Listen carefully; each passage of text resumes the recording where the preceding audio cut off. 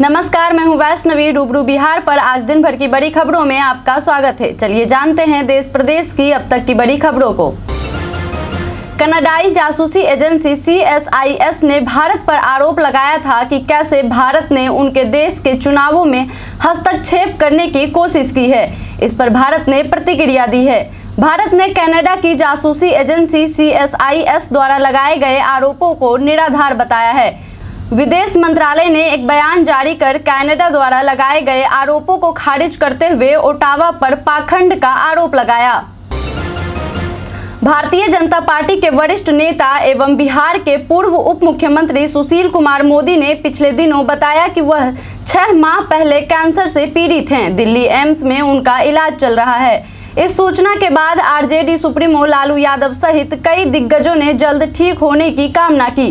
वहीं आरजेडी नेता व पूर्व मंत्री तेज प्रताप यादव सुशील मोदी से मिलने उनके आवास पहुंचे और स्वास्थ्य लाभ की कामना की। आबकारी घोटाले से जुड़े मनी लॉन्ड्रिंग मामले में आरोपित मनीष सिसोदिया को राउज एवेन्यू कोर्ट ने एक बार फिर झटका दिया है।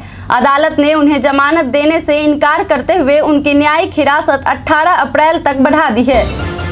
बिहार लोक सेवा आयोग की शिक्षक नियुक्ति परीक्षा पास कर राज्य के सरकारी स्कूलों में पद स्थापित किए गए शिक्षकों के वेतन भुगतान के लिए 10.44 अरब रुपए जारी कर दिए गए हैं। जारी की गई इस राशि से शिक्षकों को मार्च के वेतन का भुगतान किया जाएगा।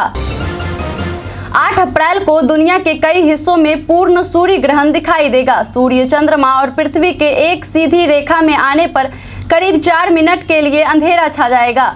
इस दौरान आदित्य L1 भी सूर्य ग्रहण के दौरान सूर्य को लैग्रेंज पॉइंट 1 से ऑब्जर्व करेगा, जो पृथ्वी और सूर्य की 15 लाख किलोमीटर दूरी पर है। लोकसभा चुनाव से ठीक पहले राजद सुप्रीमो लालू यादव की मुश्किलें बढ़ती नजर आ रही हैं। मध्य प्रदेश के ग्वालियर में MP MLA कोर्ट ने सालों पुराने एक मामले में उनके खिलाफ गिरफ्तारी का स्थायी वारंट जारी किया है। यह मामला आर्म्स एक्ट से जुड़ा हुआ है, जिसमें लालू यादव को फरार घोषित किया गया था।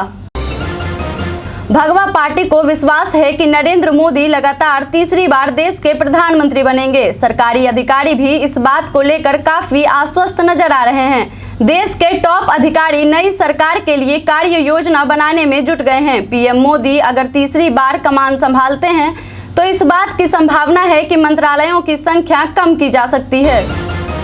सूबे में अभी गर्मी का चढ़ना शुरू ही हुआ है और नदियों के सूखने का सिलसिला जारी हो गया है। इस समय 40 से अधिक नदियां सूख चुकी हैं। इन नदियों के बड़े हिस्से से पानी गायब है। कई नदियों में जो कुछ पानी है तो उनका बहाव पूरी तरह खत्म हो चुका है। वहीं बड़ी संख्या में ऐसी नदियां भी हैं जिनका पानी तेजी से खत्म हो रहा है। कई नदियों के कुछ हिस्से में पानी है पर इसके बड़े हिस्से में धूल उड़ रही है।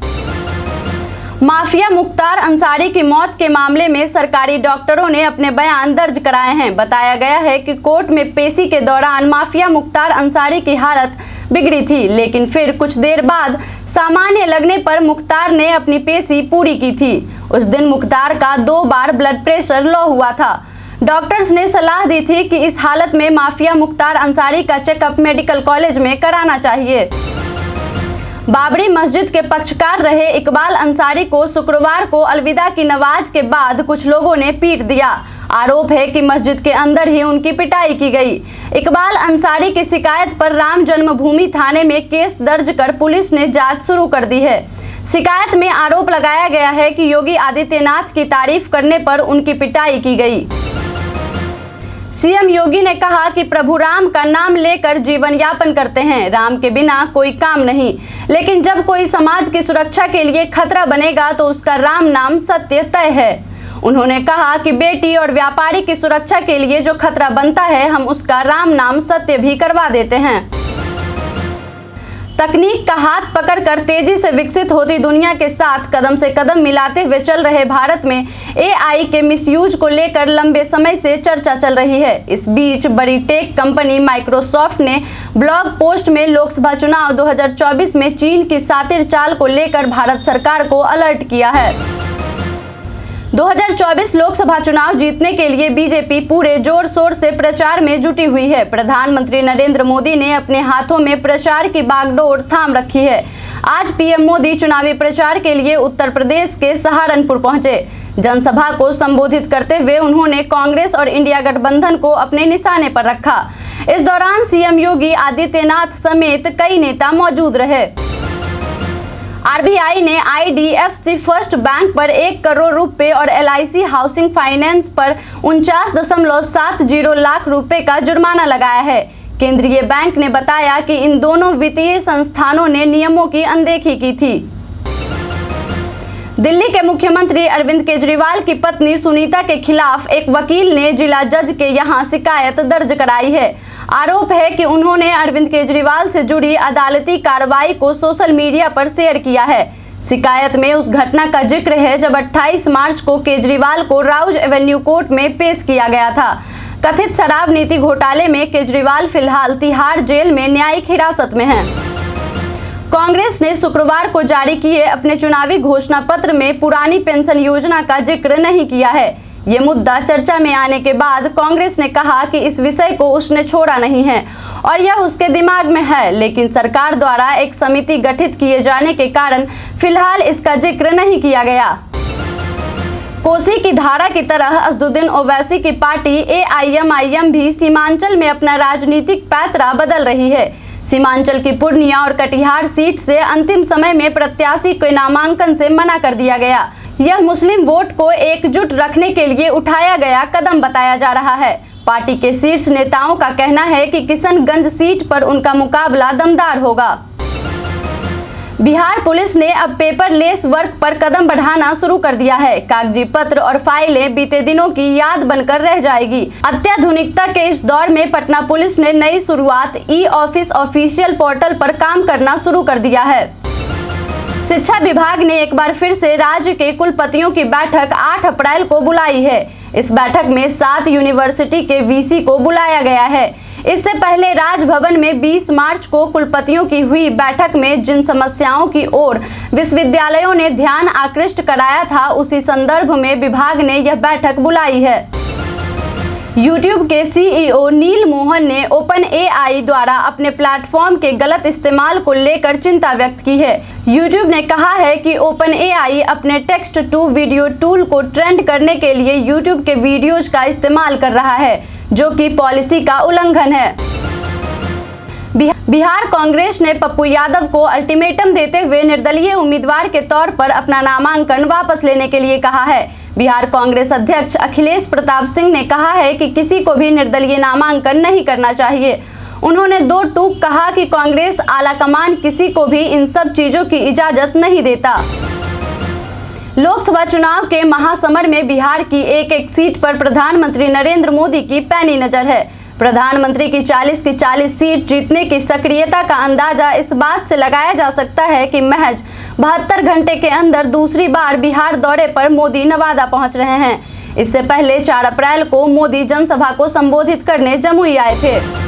लोकसभा चुनाव 2024 में 3 सीट देने के लिए राजद नेता को धन्यवाद देते हुए सहनी ने अब भाजपा पर छुरा घोंपने का आरोप लगाया है। उन्होंने कहा कि भाजपा ने मेरी छाती में छुरा घोंप दिया। मैंने उन्हें राज्य में सरकार बनाने में मदद की और उन्होंने मुझे कैबिनेट से बाहर कर दिया और मेरे सभी विधायकों को अपने पाले में कर लिया।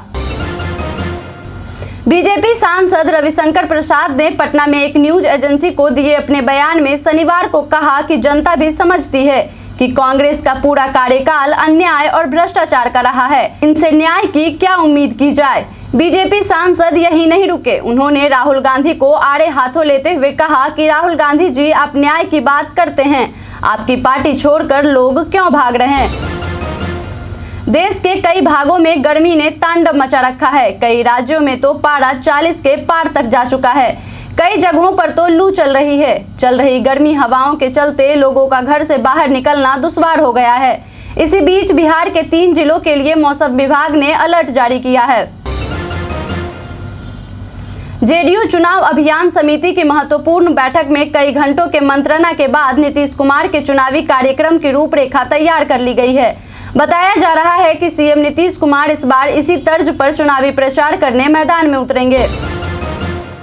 राजद प्रमुख लालू यादव द्वारा कविता के माध्यम से प्रधानमंत्री नरेंद्र मोदी सरकार पर तीखा कटाक्ष किए जाने विरुद्ध भाजपा ने शुक्रवार को पलटवार किया।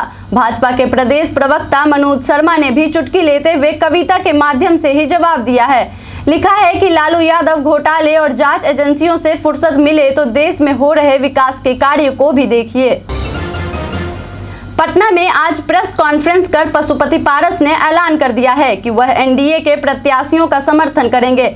उन्होंने कहा कि हम एनडीए के पार्टी हैं और रहेंगे।